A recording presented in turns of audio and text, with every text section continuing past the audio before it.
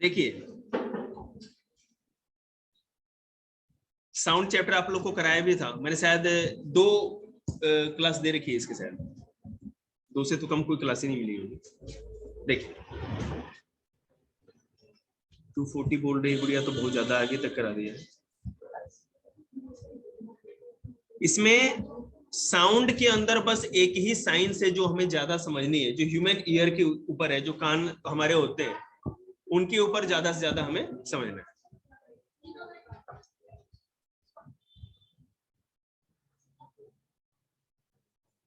बेटे सुन रहे हैं?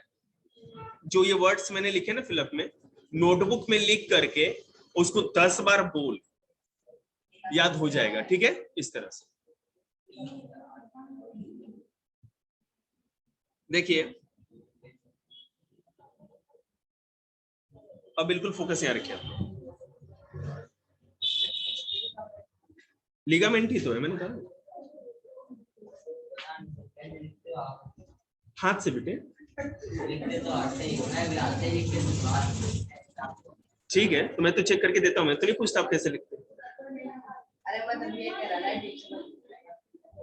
अरे बड़े राजी हो गए, 8 बजे तक यही रहना है लल्ला।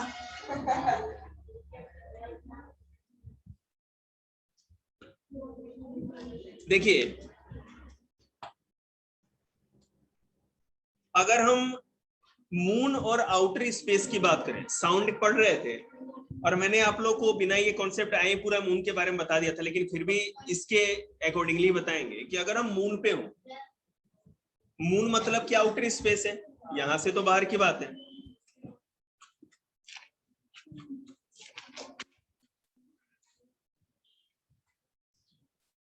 आप लोग को 6 क्लास को कौन सा चैप्टर कहा था मैंने, ग्रुप पे भेजा है ना?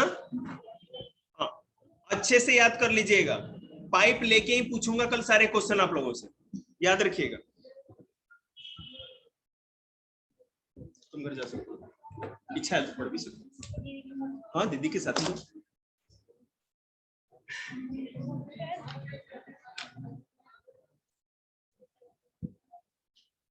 देखो the moon has no air और एटमोस्फेयर एट ऑल, हमें पता है। इट इज ऑल वैक्यूम और empty space on the surface of moon. Sound cannot be heard on the surface of moon because there is no air on the moon to carry the sound waves.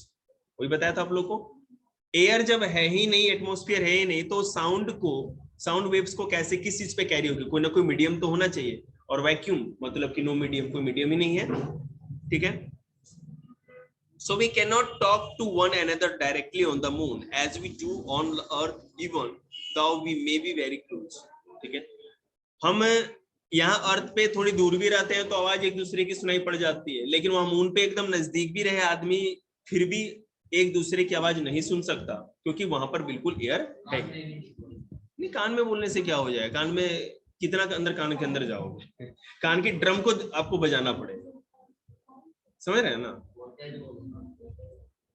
देख लेना, उसके लिए बेटा खर्चा करना पड़ेगा।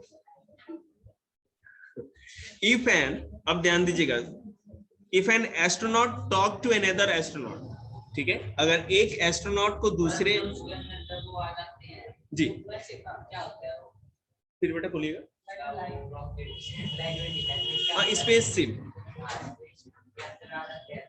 तो उसमें वैक्यूम नहीं होता, उसमें तो एयर होता है, ऑक्सीजन सिलेंडर सारे गैसेस भरे रहती है ना।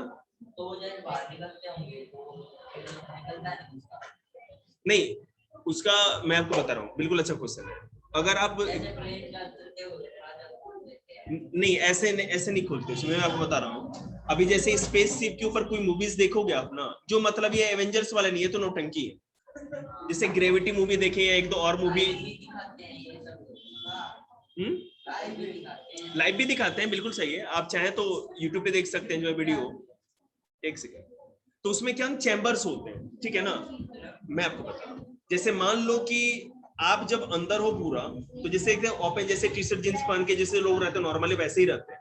लेकिन जैसे ही उससे बाहर निकलना, डोंट टॉक, सूट पहनते हैं ना, सूट पहनने के बाद क्या होता है कि जैसे ही वो चैम्बर्स होते हैं लॉक होते जाते हैं, बाहर गए वो लॉक होता गया, ठीक है, एक एक करके लॉक होता गया। जो लास्ट चैम्बर होता है जैसे ही खुलता है तो वो एकदम बिल्कुल केबल लगी होती है उनके साथ, वो बाहर उनको खींच लेता है, बिल्कुल इस तरह से।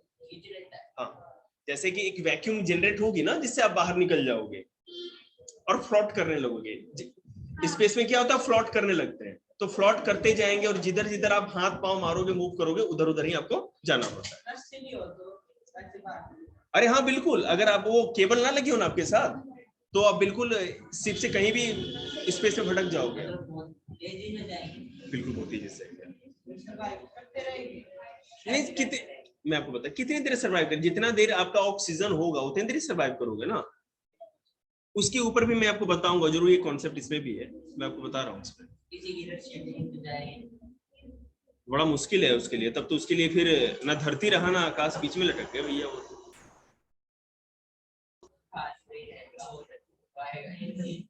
हाँ बिल्कुल, he would see, अब देखिएगा, if an astronaut talk to another astronaut on the moon, he would see the lips moving but no sound will be heard at all. वो देखेगा कि वो गाली तो दे रहा है लेकिन आवाज ही नहीं आ रही। This is because sound cannot travel through the vacuum which exists on the surface of moon. Similarly, there is no air in outer space to carry sound waves. Moon की बात करिए या आउटर स्पेस की बात same ही है, ठीक है, दोनों जगह ग्रेविटी लगभग ना के बराबर, वहां पर है ग्रेविटी लेकिन फिर भी आप एयर नहीं है। बात समझ रहे हैं, ग्रेविटी की तो बात छोड़ दो, सबसे बड़ी बात है एयर जब है ही नहीं तो साउंड ट्रेवल करेगा कैसे। ये गले में थ्रॉट में ही होता है बेटा। देखिएगा, it is all vacuum in outer space due to which sound can not be heard in outer space. Thus, the astronaut who land on moon are not able to talk directly to each other. The astronaut who land on moon talk to each other through wireless sets using radio waves. मैंने आपको बताया था कि जो radio waves होती है उसके लिए कोई मीडियम की जरूरत नहीं होती। कहाँ जा रहे हो भैया आप, यहाँ जी चुपचाप, ऐसा थप्पड़ मारूंगा कि ना दिन दिन ना हो जाएंगे। आप एक कुर्सी लेके चले जाइए उधर पीछे, कोई दिक्कत नहीं है। मजा आया, देखिए अब समझ में आएगा। पागल है ये।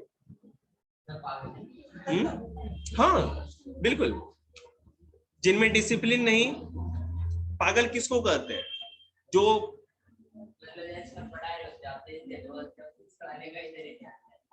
मेरी बात आप नहीं समझ रहे ना, इनको कुछ करना है नहीं, इनको मुझसे मार खाना है, बात समझ रहे हैं ना, ये बात है। और मैं आपको 100 में है ना 200% की गारंटी दी, जैसे पीछे जाएंगे ना भैया के ज्ञान चक्षु खुल जाएंगे। और भाई ठीक चल रहा है रे, चले कुछ करके आए क्या, किस लिए जा रहे हैं पीछे, तुम्हें नहीं लगता?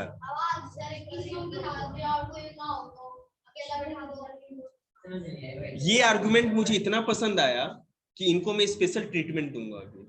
पता है कैसा वाला, कुर्सी लेके आइए।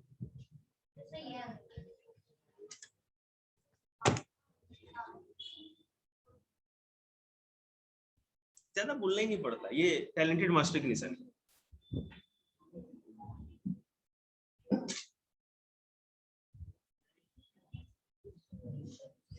इतना ज्ञान चक्षु खुल गया ना कि सीधे गेट के बाहर देखेंगे।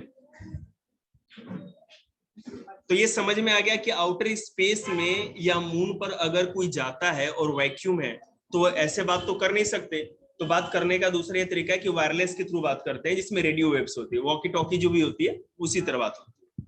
अब स्पीड ऑफ साउंड देखेंगे, एक बॉक्स, जी बोलिए। वो रेडियो वेव से, रेडियो वेव होता है ना बेटा, तो रेडियो वेव जो होता है हमारा, मैं आपको बताता हूँ, देखिएगा।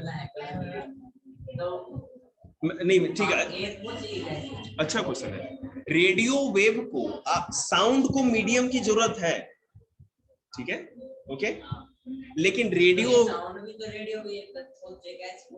आप यहाँ वॉकी टॉकी में बोलेंगे ना, जो भी वायरलेस होता है यहाँ बोलते हैं आप माउथ के पास ला के, तो उसके अंदर जैसे आप बोलेंगे तो उसके अंदर तो वाइब्रेशन आपके माउथ से गई ना।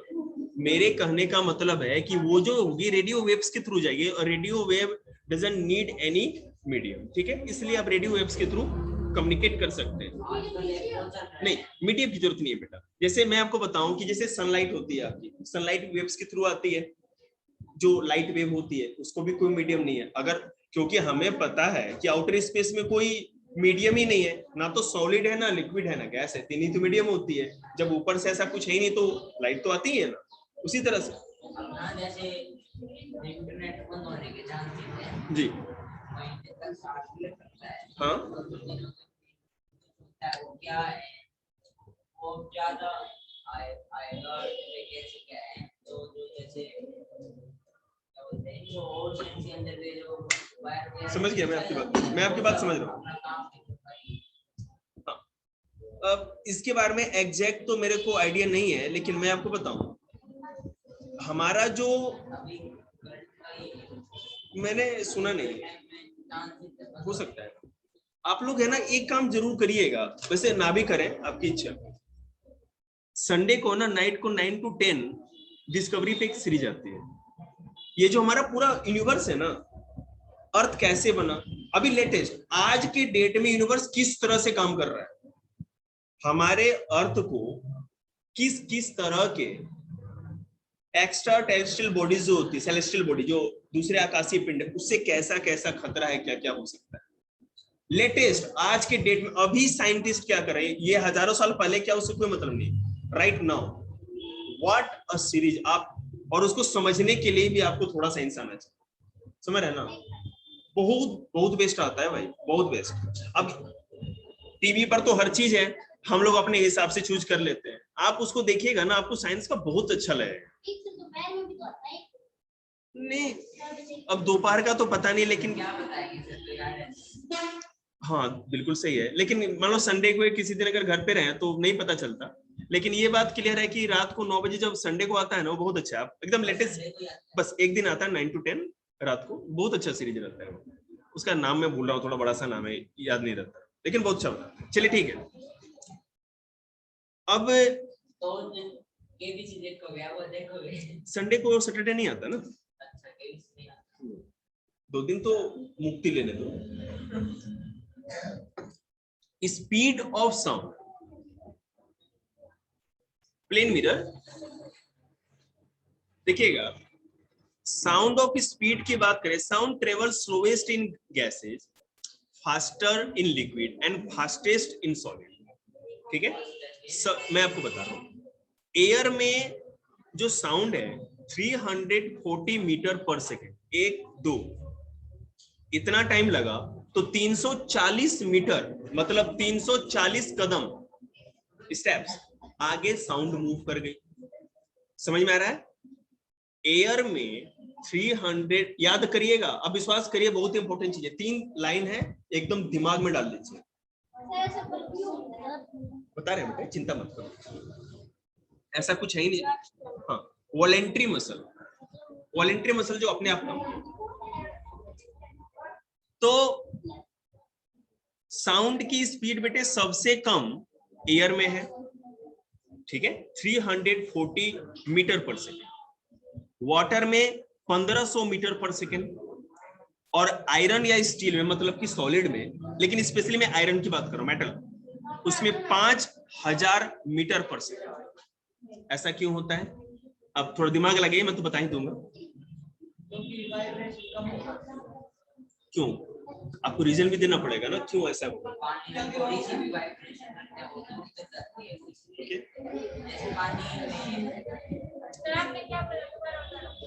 एयर, एक सेकंड आप लोग दिमाग लगाए, एयर में साउंड की स्पीड सबसे स्लो रहती है, वाटर में मीडियम, और सॉलिड में सबसे फास्टेस्ट। ऐसा क्यों, क्योंकि मॉलिक्यूल्स जो होते हैं, हाँ,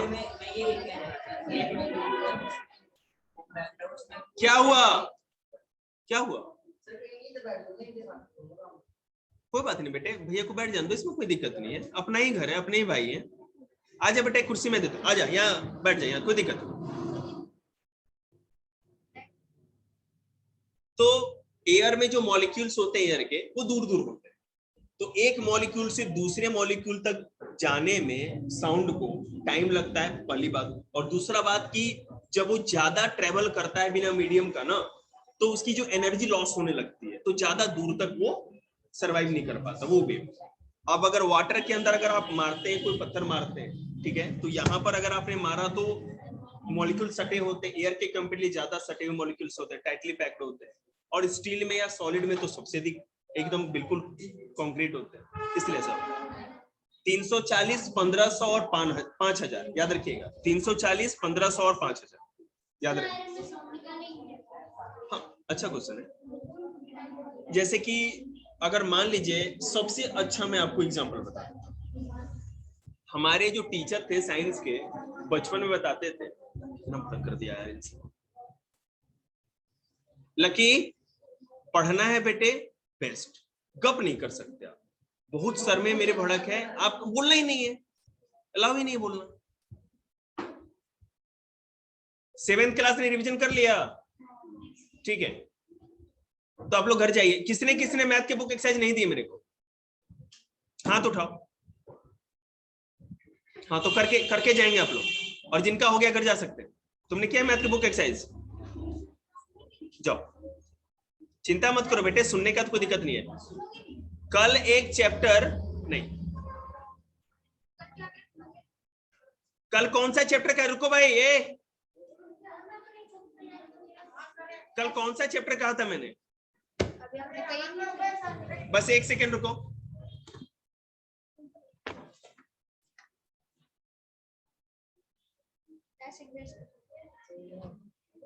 wind storm and cyclone, chapter 8 है, विंड स्टॉर्म एंड साइक्लोन। इसका मैं ऑब्जेक्टिव सुनूंगा, याद कर लीजिएगा। वीडियो भी भेज देना सर, बिल्कुल भेजेंगे, अपनी बुक से याद कर। अपनी बुक से। मैं इससे पूछूंगा, तुम किससे भी करो। अरे शुभम को रोकना, 7th क्लास शुभम।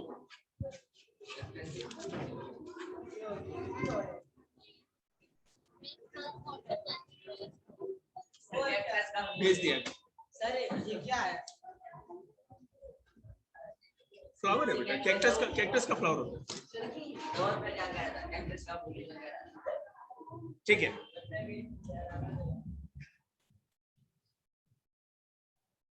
तो ये तो अब कुछ क्वेश्चन नहीं पूछा था आप लोगों ने बीच में, क्या कुछ नहीं ना, हो गया नहीं क्लियर स्पीड वाला। हाँ सॉरी, अगर मान लीजिए रेलवे ट्रैक आपने देखा हुआ, रेलवे की जो पटरियां बिछी होती हैं, तो वहां पर क्या होता है ना कि अगर वो सारी एक दूसरे से जुड़ी हुई होती हैं, तो आप अगर वहां पे कोई चीज चोट मारो या हिट करो तो आपको दूर तक वो आवाज जाएगी। मान लो 1 किलोमीटर दूर आपने उसको 5 किलोमीटर दूर से भी अगर कोई ट्रेन आ रही है तो पता चल जाता है। हाँ, तो कान अगर आप लगा के सुनेंगे ना तो उसमें वाइब्रेशन सी जरूर आपको फील होगी। जी बेटा, हैं बेटा, उसके लिए आपको थोड़ा रेलवे ट्रैक पे जाना पड़ेगा, और नहीं तो मैं उसका और अच्छा एग्जाम्पल, अभी लाउड स्पीकर सारा कॉन्सेप्ट इसमें दिया हुआ है, आप लोग बिना मतलब का है ना, बिल्कुल पास आ जाए, हैं पास आती जाती, तो उसकी आवाज जानते हैं ना कितनी तेज होती है रेलवे की। चलिए ठीक है, बन गए आप लोग हाई कोर्ट के वकील, यहाँ ध्यान दें। The speed of sound in air is 340, ये सब तो आपको समझ में आ ही गया, आगे चलते हैं, हम जा सकते हैं, हो गया ना भाई का भी काम, लेके जाओ उसे। देखिए देख बेटा, जैसा ट्रेन का मैंने बताया था, इसमें लिखा हुआ भी है, if a train is very far, अब सुन लो, if a train is very far away from us we can not hear the sound of approaching train through the air. हम एयर से बेटा नहीं सुन सकते, क्योंकि उसका जो सायरन वो जो बजाते हैं ना, हॉर्न जो बजाते हैं सॉरी, तो वो हमें दूर तक से सुनाई नहीं पड़ेगा एयर में, हाँ जो भी हो। लेकिन अगर हमें पता लगाना है कि ट्रेन ज्यादा दूर में आ रही है कि नहीं, तो हम अगर ट्रैक पे अगर कान लगा के करें तो उसका वाइब्रेशन हम फील कर सकते हैं। जी बेटा,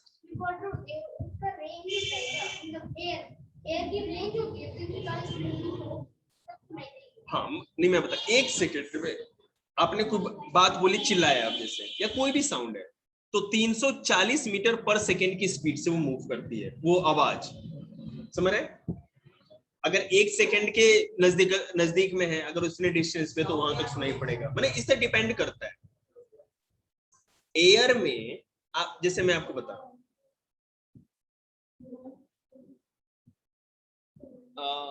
क्या कैसे समझे, जैसे कि तो मैंने एग्जांपल दे दिया ट्रेन का, अगर ट्रैक पे सुने तो 5 किलोमीटर दूर की आवाज सुनाई पड़ेगी, लेकिन आप खुद सोचो कि अगर 5 किलोमीटर दूर से कोई चिल्लाएगा ना, तो आपको यहाँ तक सुनाई नहीं पड़ेगा, क्योंकि एयर के थ्रू आवाज आएगी। और वही वाटर में भी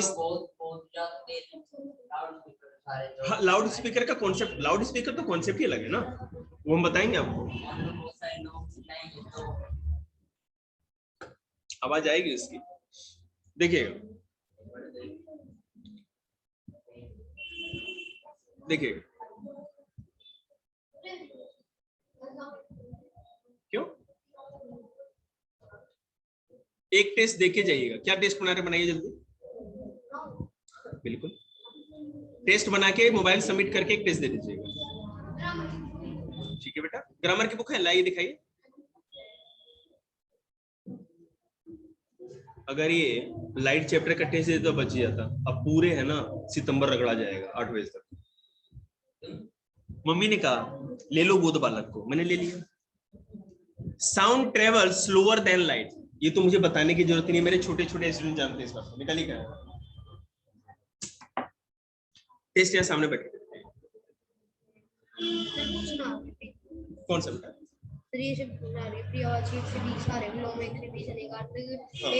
क्वेश्चन लिख लीजिए और कर दीजिए, क्वेश्चन लिख करके लिख दीजिए यहीं पर आ जाए, विश्वास नहीं। हाँ हाँ, ये बहुत अच्छा रहेगा।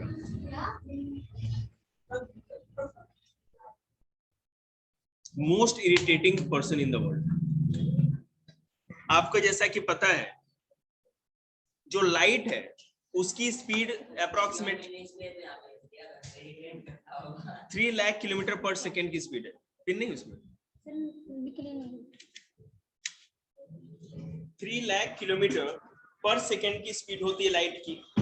लेकिन साउंड की स्पीड आपको पता ही है कि एयर में ओनली 340 मीटर्स होती है। इसीलिए जब बिजली कड़कती है या जो लाइटनिंग होती है तो सबसे पहले हमको आवाज किसकी सुनाई पड़ेगी, सॉरी लाइट दिखेगा सबसे पहले और उसकी साउंड बाद में आएगी। ये तो क्लियर है, ये हमें बतानी ही नहीं है। आगे चलिए, वो तो हाँ बिल्कुल, चीज बिजली कड़की तो सामने की घटना है, सब तो सामने हो रहा है, लेकिन आपको लाइट पहले चमकती हुई दिखेगी, साउंड बाद में आएगी जी। अब पास में तो बेटा क्या, जहाँ बिजली चमक रही है वहां थोड़ी चल जाएगा पैराशूट, वहां नहीं जा सकते ना, वो तो बहुत अधिक हाइट पे होता है ना।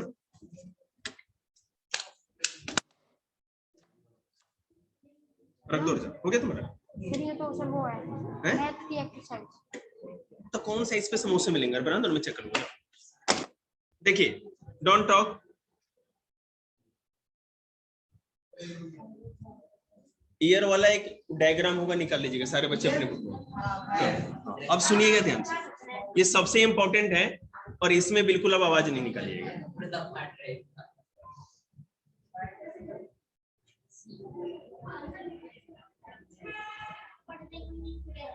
जैसे ईयर ड्रम, मेरे एक सेकंड मेरी बात सुनिए, मेरे सर में ना बहुत ज्यादा पेन है, तो आप लोग अगर इरिटेट करेंगे तो मैं कुछ उठा के इतना कस के मार दूंगा कि फिर उसके बाद सांस लेने के लिए आप हॉस्पिटल जाएंगे। ठीक है, तो मुंह बंद करिए और कान खोल के कान को सुनिए।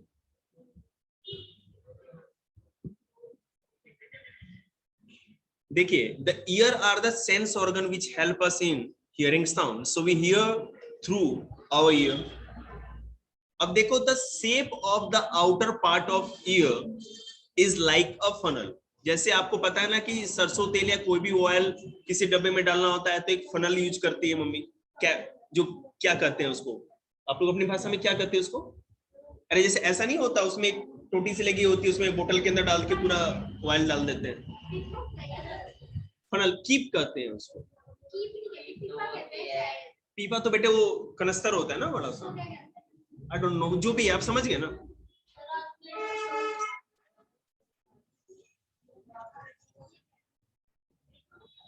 ऐसा नहीं देखा आपने, जो बोतल के अंदर लाके सब पानी डाल देते, पेट्रोल जो भी डालना है,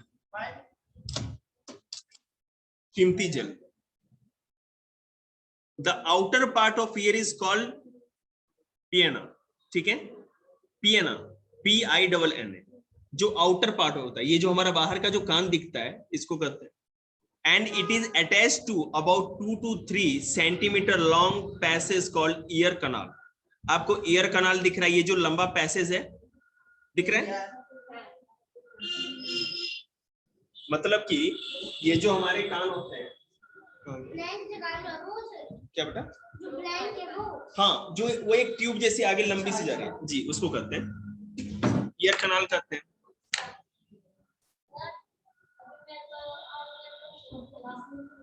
मुंह बंद कर लेना, तो ये पूरा है ना, स्टेपलर पूरा खाली कर देंगे तेरे पे। At the end of year kanal a thin elastic and circular membrane called eardrum is stretched tightly. There are 3 small and delicate bones called hammer, anvil and stirrup in the middle part of the ear. अब देखते जाइएगा, आप यहाँ पे आपको hammer दिख रहा होगा, एनविल दिख रहा होगा और स्टिरअप दिख रहा होगा, ठीक है।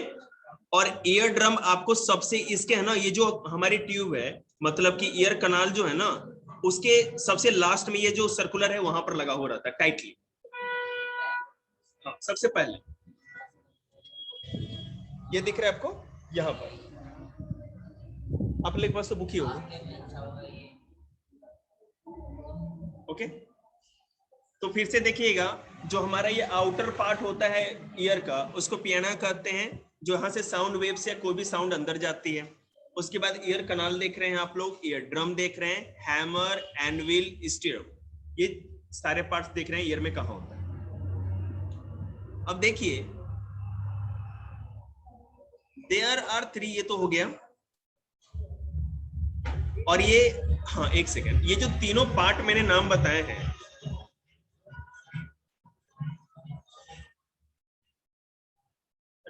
मंद बुद्धि बजाना है, कान में भूकू ठूस ले, बाहर दुनिया ने क्यों पागल कर रहा है। देखिएगा यहाँ पर क्या है कि जो मिडल पार्ट, ये जो 3 मैंने हिस्से आपको बताए, ये ईयर का मिडल पार्ट, ये बीच का हिस्सा है, ठीक है। ये क्या करता है कि हमारे ईयर के एक्सटर्नल और इंटरनल दोनों पार्ट को कनेक्ट करने का काम करता है। हैमर, एनविल और स्टिरअप क्या है, ये middle part of our ear है, ठीक है। ये कान का बीच का हिस्सा है ना, और ये क्या करता है, कनेक्ट करने का काम करता है आउटर और इनर पार्ट को। अब ध्यान दीजिए, मैंने पढ़ा दिया पूरा, काहे पूछ रहे हो, मैंने आपको जब पढ़ाएंगे तब तो पूछेंगे।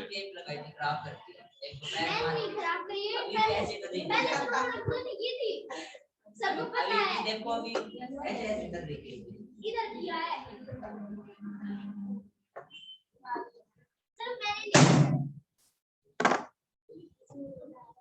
महादेव की सौगंध, जिसने बोला मार देंगे।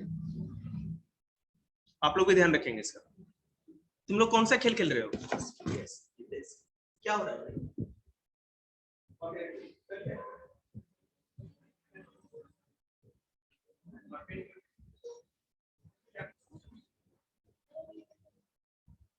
आवाज आ गई ना, यही बच जाएगी और पापा बुद्धि में लेके जाएंगे, अच्छा लगेगा। कैसे चाहिए बोल लीजिए,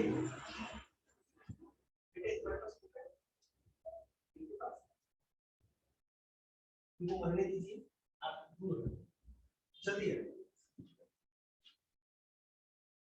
ये गप के लिए कब इंजेक्शन बनेगा रे, वैक्सीनेशन गप वाला कब लगेगा सबको? नैन सुख,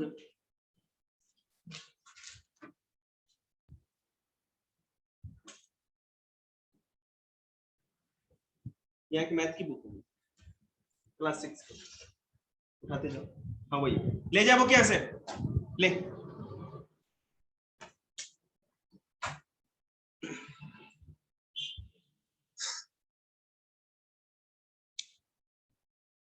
तो ईयर ड्रम तक का हिस्सा जो है, ये इसको आउटर ईयर कहते हैं। ये बीच वाले जो तीनों हिस्से मैंने दिए, इसको मिडल ईयर कहते हैं। और सबसे लास्ट वाला जो पार्ट है, इसको इनर ईयर कहते हैं। ये 3 पार्ट में हमारा पूरा ईयर बटा होता है, ठीक है। किसको बेटा? 3 पार्ट्स मैंने बताया ना आपको, वो तो हो गया मिडल ईयर। उससे पहले वाला जैसे कि पियाना, ईयर कनाल और ईयर ड्रम, ये 3 पार्ट है, इसको कहते हैं आउटर ईयर। और लास्ट वाला जो हिस्सा है, ठीक है, कॉचिलिया, क्या लिखा है? हाँ, कॉचिलिया जो है, जो भी है, ऑडिटरी नर्व्स है, ये 2 जो पार्ट आपको दिख रहे हैं। और यहाँ पे ओवल विंडो भी दिख रहा है,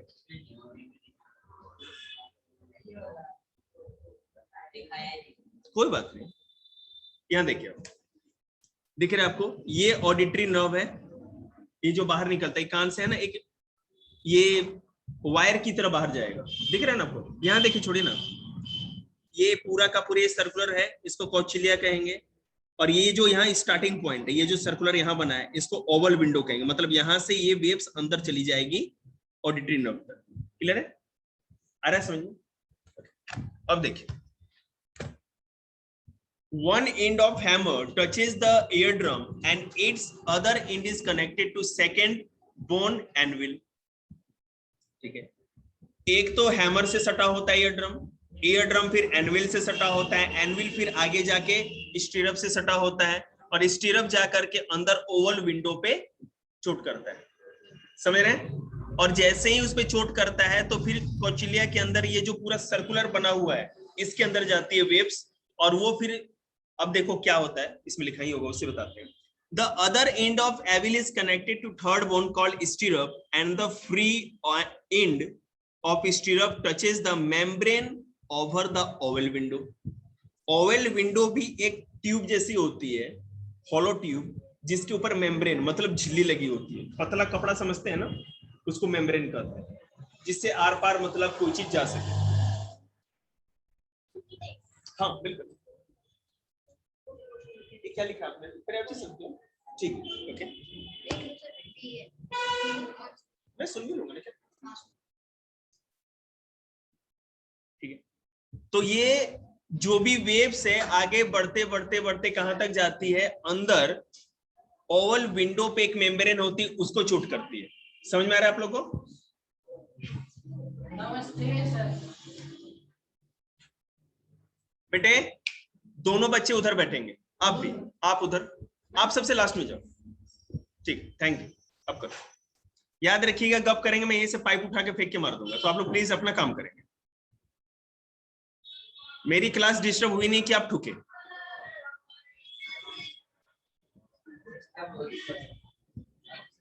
इंस्टीट्यूट के अंदर मेरी दादागिरी चलती है। एंड द फ्री, ये तो बता दिया। The inner part of the year has a coiled tube called, क्या नाम था यार? Cochlear. One end of cochlear is connected to middle part of ear through the elastic membrane over the oval window. Cochlear is filled with the liquid. ये जो आपको water water जैसा दिख रहा है, ये लिक्विड से भरा हुआ है पूरा। This liquid present in cochlear contains nerve cells which are, एक second, which are much more faster through solid railway track made of steel than through air. ध्यान देंगे, अब जो उसके अंदर लिक्विड भरा हुआ है उसी के अंदर ऑडिटरी नर्व है। ऑडिटरी नर्व और ऑप्टिक नर्व। ऑप्टिक नर्व क्या करती थी बेटे बताओ? What is a optic nerve? Hindi में बता सकते हैं सारे बच्चे? दिमाग जिससे पूछेंगे बताएगा, आपको भी मौका देंगे, बताइए।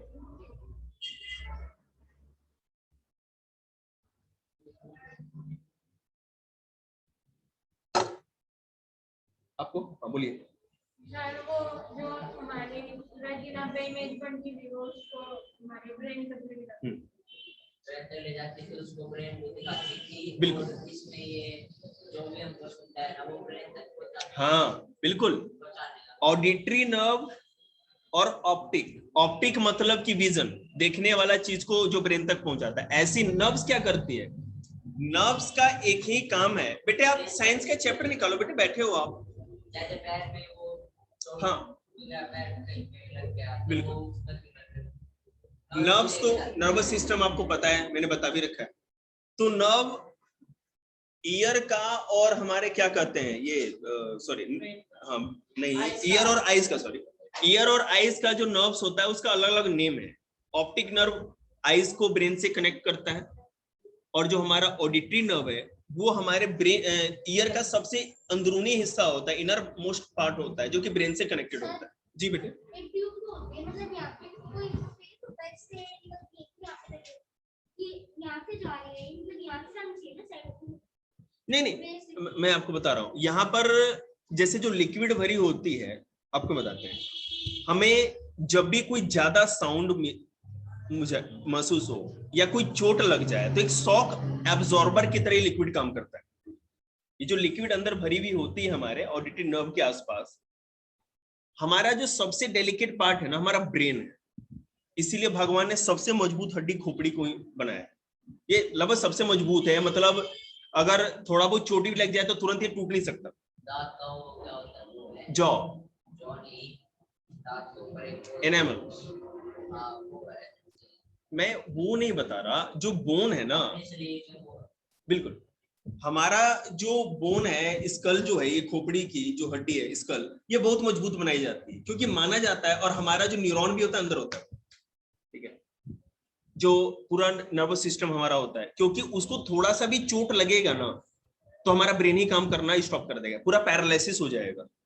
पैरालिसिस लकवा समझते हैं ना, आधा जैसे कहते हैं पूरा लेफ्ट साइड पैरालिसिस हो गया, हैंड पैरालिसिस हो गया। सर दो पार्ट होते हैं, वो लेफ्ट में ब्रेन वो लकवा मार गया तो आधा वो हो जाएगा, उसी साइड का होता है ना। नहीं मैं आपको बता रहा हूँ, कुछ भी हो सकता है, काम करना मत करते हैं। बिल्कुल मैं आपको बता रहा हूँ पैरालिसिस का क्या मतलब है। पैरालिसिस का एक ही चीज है, जैसे मान लीजिए कि यहाँ से ये न्यूरॉन चल रहा है, फिर न्यूरॉन दूसरे से कनेक्ट हुआ, इस तरह चलते चलते स्पाइनल कोड, और ये फिर ब्रेन से कनेक्ट होता है, ऐसा ही तो होता है।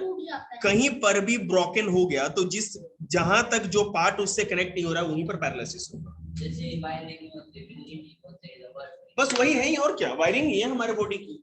आप सोच भी नहीं सकते, अभी तक दुनिया में साइंटिस्ट लोगों ने कुछ भी ऐसा नहीं बनाया जो कि भगवान की मशीन से ज्यादा अच्छा काम करता।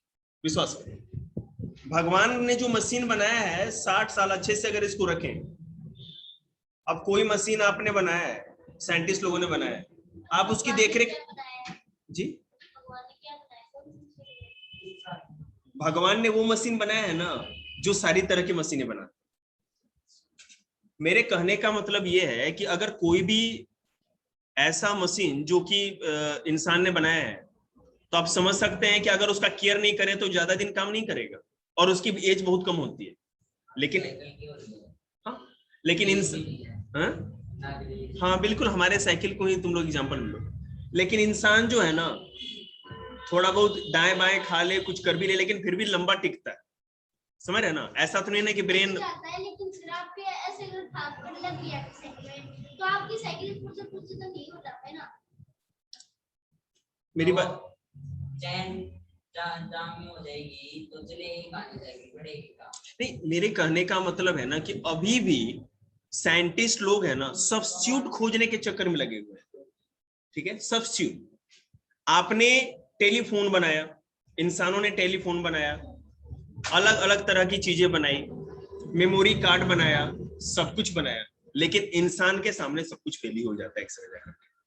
ह्यूमन ब्रेन जो है ना, ऐसा कॉम्प्लिकेटेड मशीनरी आज तक कभी बना ही नहीं,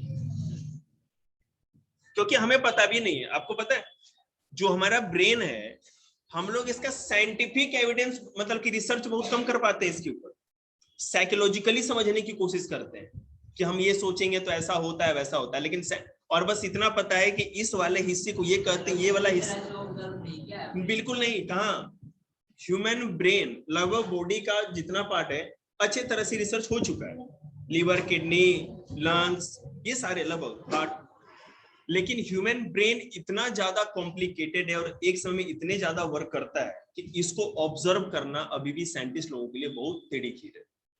आप ऑब्जर्व कैसे करोगे, मशीनों के द्वारा ही तो करोगे ना, और वो मशीन उसको समझ ही नहीं पाती है। किया गया है लेकिन अभी बहुत कम रिसर्च हुआ है। अब ह्यूमन ब्रेन के बारे में अभी जाएंगे गूगल पे रिसर्च देखेंगे तो आपको पता चलेगा कि बहुत कम हुआ। देखते हैं।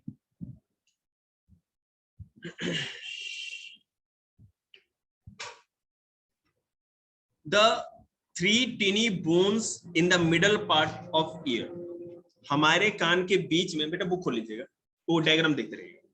हमारे ईयर के बीच में जो तीन छोटे छोटे बोन्स होते हैं, बोनी स्ट्रक्चर होता है, हार्ड होता है वो तीनों का तीनों,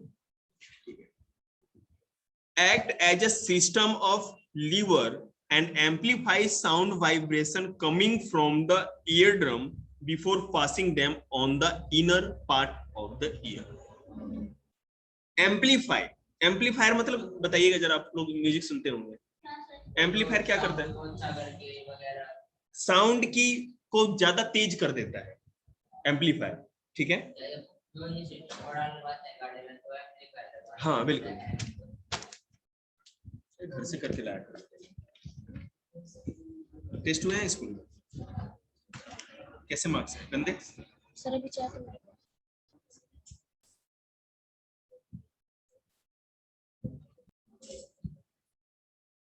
तो ये जो हमारा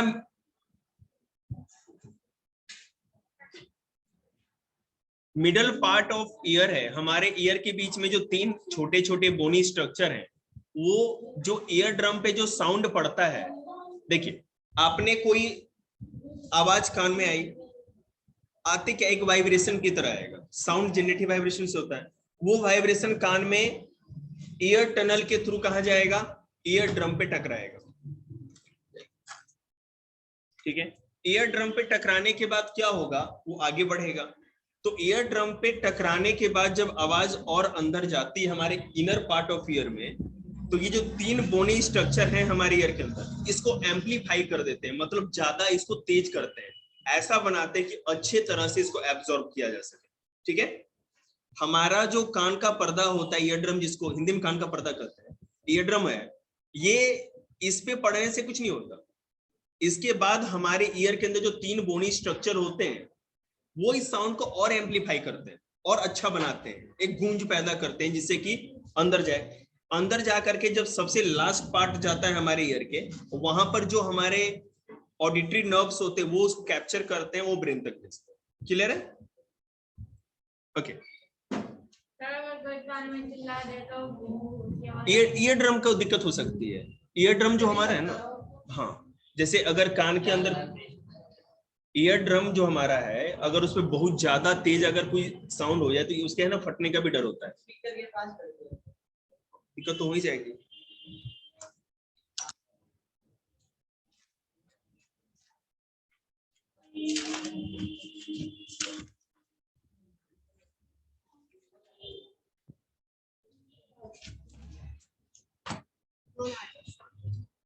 ठीक है, विलोम शब्द करो, आगे करते हैं। क्या हो गया, भूख लगी क्या? अले अले अले, कोई बात नहीं। क्या है ना, जब से मास्टर बना, दुलार और माया मोह खत्म करती बात कर ले टेस्ट, कोई बात नहीं, मुझे पता है कब तक तेरे को भूख लगती है। क्या क्या कहते बेटे, भूख लगी, भूखी लगी है बाबू को, कोई बात नहीं, एक बार विलोम शब्द कर ले इसका, चल आज भूखी लगी जाएगी।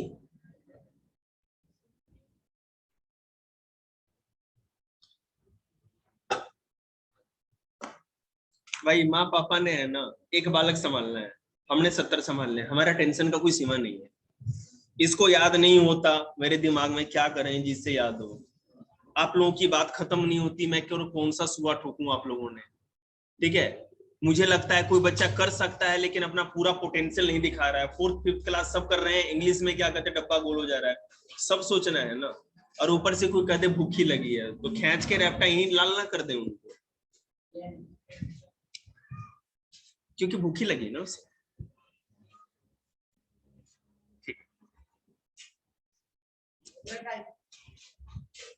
तेरा तो खराब ही चल रहा है। The vibrating strips strike on the membrane of oval window and passes the amplified vibration to the liquid of cochlea. Due to this, liquid in cochlea brings to vibrate. अब देखिएगा, जो लिक्विड भरा होता है ना, जैसे ही हमारे कौन सा विंडो था बेटा वो, हाँ ओवल विंडो, ओवल विंडो से जैसे ही साउंड अंदर जाती है तो वो लिक्विड में जाती है, उस लिक्विड को वाइब्रेट करने लगती है। ये जो वाइब्रेशन गया उस लिक्विड तक गया, पूरा लिक्विड वाइब्रेट होगा, और उस लिक्विड में ही क्या होता है, ऑडिटरी नर्व होता है, वो उसको एब्जॉर्ब करता है। बोलिए, लिक्विड को कोशिलिया कहते हैं या फिर मास जो ये भरा हुआ है ना, बूंदी बूंदी से, ये लिक्विड से भरा हुआ है। नहीं, वो पूरे इलाके को कहते हैं, पूरे एरियाज को। ठीक है बेटे, अभी तो इस क्लास में तो है नहीं जी, 9th में तो शायद आपको ईयर के बारे में पढ़ना भी ना हो। 9th में ईयर के बारे में तो कुछ नहीं है ना, सेल्स के बारे में डीपली पढ़ना। ठीक है, खराब भी है। अभी 13 मिनट है, क्या पढ़ा रहे हो यार, टाइम किसी को नहीं मिलता है, रोते रहते हो हर दिन आधे घंटे दिया, आज टाइम मिल रहा है फिर रो रहे हो। एम्पलीट 13 मिनट है अभी ना, 47 में 13 जोड़ेंगे तो 60 हो जाते हैं।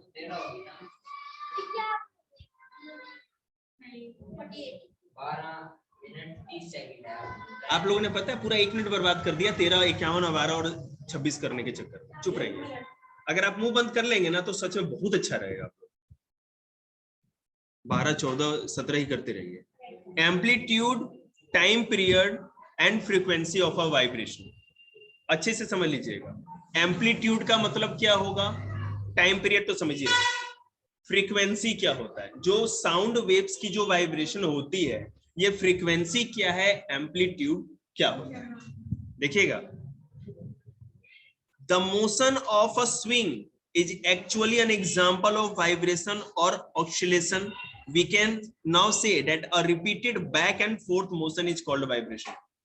Vibration में क्या होता है, ऐसे होगा, अप डाउन दोनों होगा। जैसे कि पेंडुलम होती है ना, जाएगा तो आएगा भी। स्विंग भी ऐसा ही होता है, झूला जाएगा, छोड़ी गई तो जाती जाती नहीं जाएगी, फिर आएगी भी। ठीक है, आते से मौका मिलेगा आपको टपली पे थप्पड़ मारने का। हाँ तो निशान थोड़ी है। नन्नो क्या बोलते हो, चोकू देके टांगे तोड़वानी है उसको, पागल है वो। When an object move back and forth continuously, we say that it is, बेटा वो मोशन होता है ना। मैं पहले ही कह रहा था। एक सेकंड।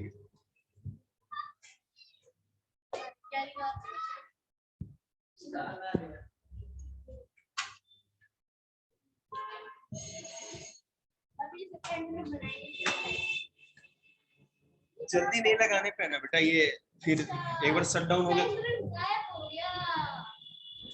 पता ना ऐसे इतना राजी कैसे रहती है। हम तो कभी ना रह सकते इतना। हाँ जी, नहीं ऐसा नहीं है, इसकी डाइट बहुत कम है, आपको नहीं पता। भगवान करे कि ये भी मजाक ही माने उसको, कमेंट ना माने। For example, when a swing moves back and forth repeatedly, we say that the swing is making vibration. Whether we use the word vibration or oscillation, it will mean the same thing. Oscillation और vibration दोनों same thing ही है, ठीक है।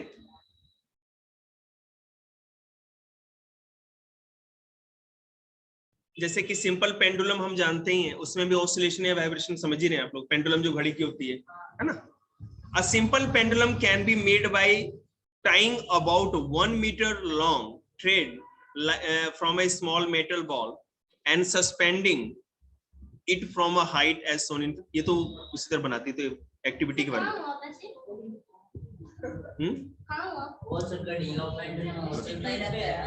जी हाँ, या मैं आपको बता, नहीं मैं आपको बता रहा हूँ ना, उसमें जो पेंडुलम लगा हुआ होता है ना, तो उसको एनर्जी मिलती है उससे। मतलब कि मैं आपको बता रहा हूँ क्या होता है। तो एक सेकेंड, वो जो एक बार आते जाते हैं ना, तो हर बार जो आगे जाता है तो दूसरी बार उसको आगे जाने का वो ताकत मिलती है, और फिर इतनी बार आएगा तो फिर इसको इतना मोशन मिला कि फिर ये लौट के उतनी दूर जाएगा। इसीलिए बार बार ये होता है। लेकिन याद रखिएगा मेरी बात, अगर आप उस अर्थ पर ऐसा कुछ नहीं होता। अर्थ पर जैसे अगर हम किसी भी धागे को इस तरह से लटका के रखेंगे ना, तो पेंडुलम जैसा काम नहीं करेगा। वो क्या करेगा, जाएगा और आएगा। और एक बार ऐसा होगा कि अगर उसमें मोशन ना मिले उसको, तो मतलब कि थोड़ा पुश ना मिले तो रुक जाए। हाँ मैं ये नहीं कर रहा, उसके अंदर बैटरी भी होती है ना, सब कुछ तो होता ही है उसमें ना। हाँ। नहीं तो बेटा घड़ी चलती कैसे, उसको कोई ना कोई एनर्जी तो दी जाती है ना। क्योंकि आप पेंडुलम में जो घड़ी लगी होती है वो तो दोनों मैंने तरफ मूव होते रहती है वाइब्रेशन में। लेकिन ऐसा नहीं है ना कि आप कोई भी रस्सी को उसी तरह बांध दो तो उसमें मूवमेंट होती रहेगी, एक बार रुक जाएगी। तो उसमें उसको क्या एनर्जी दी जाती है, बैटरी है जो भी है आपके पास। भाई सब देखा, ऐसे ईमानदार बालक ना देखो। चलो सब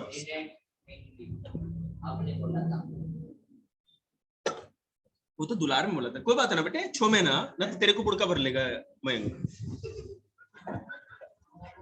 देखिएगा, तो pendulum Bob is vibrating between the position A of is called a center position and the position B is called the extreme position of the bob. When the pendulum bob moves from one extreme position B to the extreme position C, then the come back to the C Absolutely. Every vibration has three characteristics: amplitude, time period and frequency. हाँ देखिए, yes, हम बता रहे हैं जो भी vibration होता है उसमें तीन स्टेप्स होते हैं, तीन उसकी खासियत होती है, कैरेक्टरिस्टिक्स। एक तो उसमें एम्पलीट्यूड होगा, दूसरा टाइम पीरियड होगा और तीसरा होगा frequency. Amplitude, time period and frequency. अब ये होता क्या है? एम्पलीट्यूड ऑफ वाइब्रेशन ये क्या है? The maximum displacement of a vibrating object from its central position is called the amplitude of vibration. Vibration pendulum में हो रहा था तो कितनी बार, जैसे कि अगर आप काउंट कर लो 1 मिनट में या जितने देर में भी, या 1 सेकेंड में, या जो भी टाइम पीरियड आप माने, मान लीजिए कि 1 मिनट में पेंडुलम कितनी बार जाता है और आता है, ठीक है, अपने सेंट्रल पोजीशन से, तो वो उसका एम्पलीट्यूड मान लेंगे हम। कितनी बार, how many times? The maximum displacement, जितना ज्यादा बार वो करेगा, ऐसा। The maximum displacement of a vibrating object from its central position. जैसे मान लीजिए यहाँ पर आपने रखा, धागे से वो पेंडुलम लटक रहा है, कोई भी अगर आपने कुछ बांध रखा है, उसको पुश करो आप तो जाएगा आएगा जितनी बार, तो कितनी बार वो सेंट्रल पोजीशन से मूव कर रहा है उसको हम काउंट कर लेंगे, तो कहेंगे पेंडुलम का या जो एक वाइब्रेटिंग ऑब्जेक्ट है वो उसका नहीं, पुश करेंगे तब तो होगा, और एक अर्थ की ग्रेविटी लगने के बाद रुक भी तो जाएगा ना, जब उसकी एनर्जी खत्म हो जाएगी। देखिए, in other words the maximum displacement space में तो वो फ्लॉट करेगा ना, धागा लटका कैसे रहेगा, वो तो ऐसे फ्लॉट करता रहेगा सब चीज। धागे पे तनाव नहीं रहेगा, ग्रेविटी के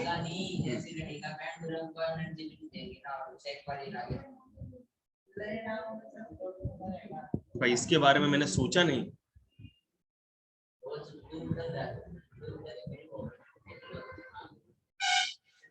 अच्छा क्वेश्चन है, अभी मेरे नहीं मेरे अभी उसकी मेरे एग्जैक्ट मेरे दिमाग में उस चीज का आंसर नहीं है, कैलकुलेट करके बताएंगे। काहे पता है, पूछे इतना सस्ता है? कैलकुलेट मतलब कि अपने दिमाग को कैलकुलेट करें जरा, पूरी थ्योरी मोशन के लगाए तब तो पता चलेगा ना,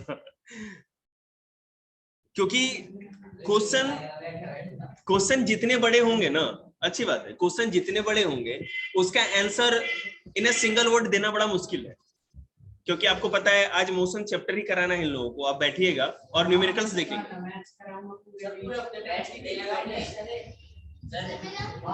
लाइन एंड एंगल सिखा था दीदी, जाने वाली, रुक जाओ ना 5 मिनट।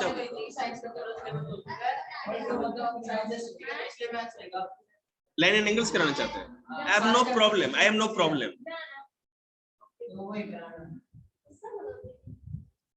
तो दीदी ये तो गुस्सा नहीं करेगी तो क्या करेगी? लड्डू बांटेगी उसको, छोटे भाई होते ही मार खाने के लिए।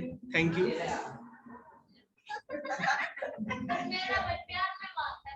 बहन आई थी लेके तेरे कान पकड़ के, देखा था मैंने।